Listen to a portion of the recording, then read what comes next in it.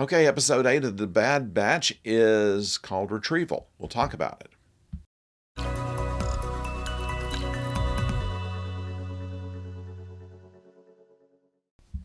Hello out there, I'm the oldest nerd, and we're on The Bad Batch called Retrieval.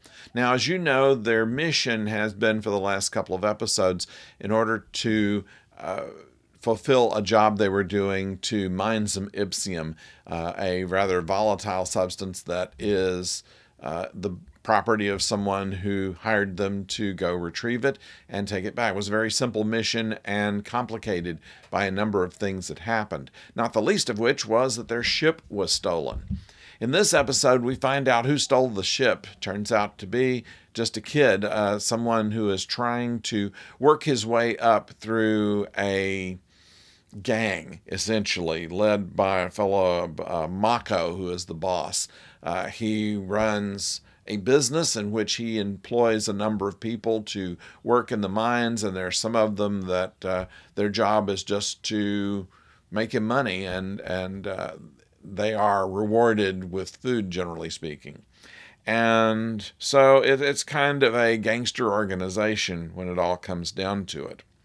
And when the Marauder arrives, Mako is not very happy about this because he realizes that this is not something that a miner would have. This is not something that any normal people would have. It's obviously a modified ship, and the people that own it could be rather dangerous. And he was quite right about this. The Bad Batch figures out, actually, Omega figures out that while they can't track the ship, they could track their droid, Gonki, which is a battery droid, is there and can be tracked. And so they find out that the ship is not more than about 100 meters from where they are. And so they are able, with some short hop, to be able to get over there and try to get their ship back. Now, Mako realizes this ship is not something that would be easy to sell because it would be too identifiable. So he tells his people to start stripping it for parts, and then they'll sell the parts one at a bit.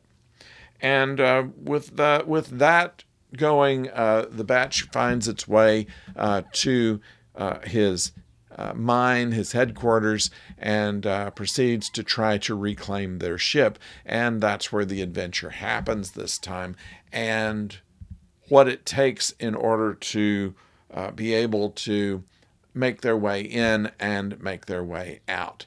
And we find a new character, Benny, who was the thief who stole their ship, and the reason that he did, and the life that he had to lead, and what becomes of him.